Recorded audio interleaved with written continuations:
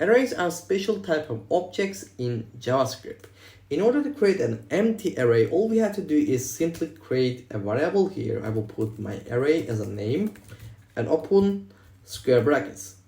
And whenever we want to see how does actually this variable looks like, we can put it in the console, and as you can see, it prints the array.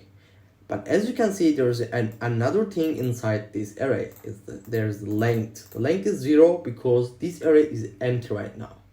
But as I previously said, the arrays are actually a special type of objects in JavaScript. So whenever we write console.log type of my array, it will print object. But actually, when we talk about it, we usually describe it as an array, not the object.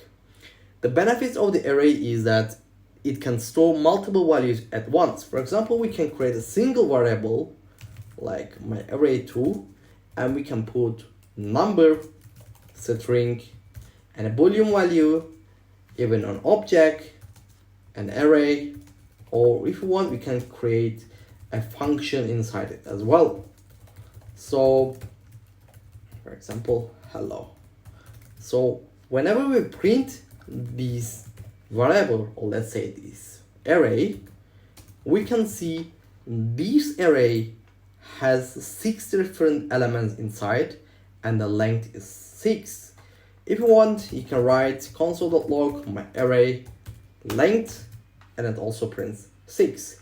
If you want to access or get any value inside this array, you can use index. Indexes always start from 0, which means that the first element of the array is always in the index 0, the second element is always in the 1, and it goes like that.